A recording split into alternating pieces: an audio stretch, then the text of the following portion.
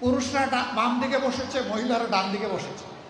পুরুষদেরকে বললাম, বোনরা আপনারা শুনবেন না এই প্রশ্ন, পুরুষদেরকে বললাম যে আগামী 1 বছরের ভিতরে পেটে বাচ্চা নেবেন এমন 2-1 পুরুষ থাকলে হাত তুলে।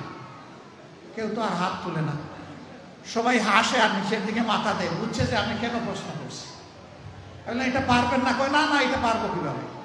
আমি বললাম আচ্ছা ঠিক আছে, বাচ্চা নিতে পারলেন না, আপনার স্ত্রী যে বাচ্চাটা জন্ম দিবেন ওকে একটু বুকের দুধ খাওয়াবেন 2 বছর, যারা তারা একটু হাত তুলেন, নিজের বুকের দুধ। এখন দেখি আবার কেউ হাত তুলে না। আমি বললাম এটাকে বৈষম্য না? একজন পেটে গর্ভধারণ করলো, এরপরে বুকের দুধ দিয়ে বাচ্চাকে বড় করলো, আপনি কিছুই করলেন না, এটাকে বৈষম্য না? তো সে সব কিছু করবে, আবার প্রফেশনাল লাইফে এসে আপনার মতো 8 ঘন্টা কাজ তাকে করতে হবে, এইটাই বৈষম্য। এখন বলবেন যে শিল্প মালিক বাঁচবে কেমনে, সরকারের কাজ হবে কেমনে? অবশ্যই হবে। যে জাতি তার মাকে সম্মান করে, আল্লাহ সেই জাতিকে সম্মানিত করেন। চোররা চুরি করে সমাজ থেকে পকেট কেটে লুণ্ঠন করে যেই টাকা দিয়ে যায়, সেই টাকা যদি ফেরত আসে, সেই টাকা যদি সদ্ব্যবহার করা যায়, মায়েকে রানীর মর্যাদায় প্রতিষ্ঠিত করা হবে ইনশাআল্লাহ।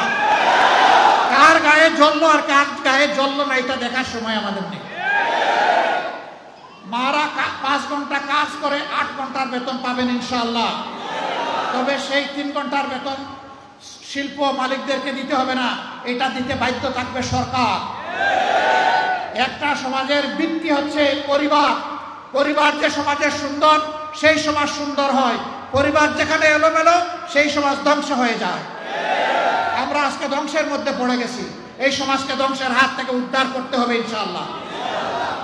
আমরা একটা কল্যাণ রাষ্ট্র করতে চাই। সরকার সবার কাছ থেকে ট্যাক্স নেয়, সরকারের দায়িত্ব হলো সমাজের চাকা চালু রাখা।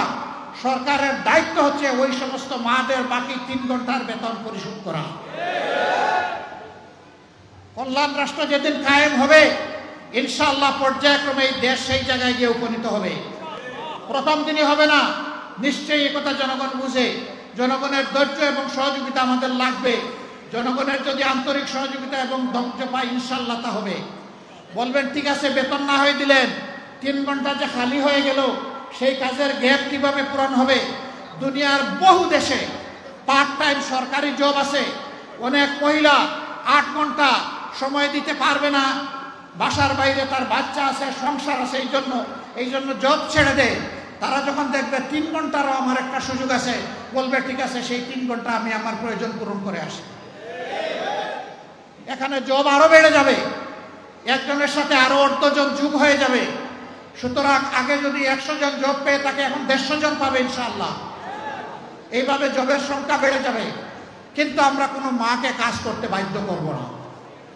যার প্রয়োজন আছে, যোগ্যতা আছে, কাজ তার হাতে সম্মানের সাথে তুলে দেব। তার নিরাপত্তা কর্মক্ষেত্রে বিধান করা হবে ইনশাআল্লাহ। সম্মানিত ভাইরা, এরপরে যদি কোনো শিল্প, কোনো ইন্ডাস্ট্রি মহিলাদেরকে কাজে নিতে না চায়, সরকার নীতিমালা করে দেবে যে এতটুকু নিতে হবে।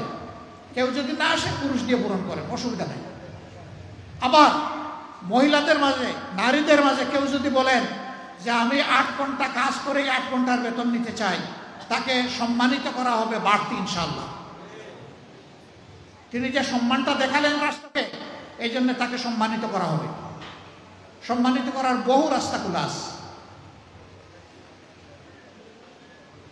কাউকে বাধ্য করা হবে না, কাজ করতেও কাউকে বাধ্য করা হবে না, কাজ থেকে বিরত থাকতেও বাধ্য করা হবে না।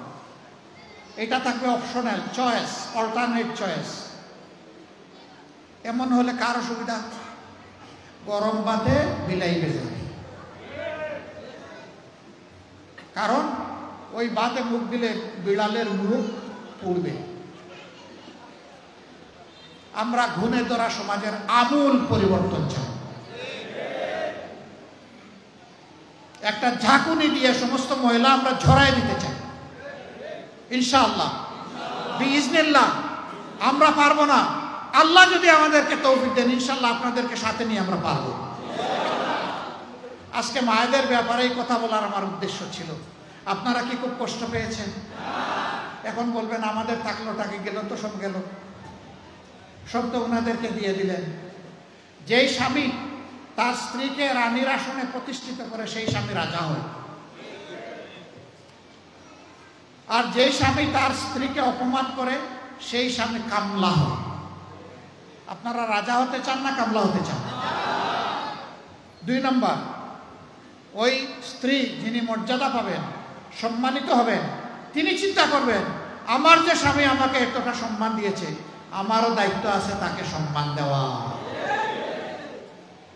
সুতরাং এই সংসার শুধু ভালোবাসার হবে না, এই সংসার সম্মানে সম্মানে ভরে যাবে ইনশাআল্লাহ।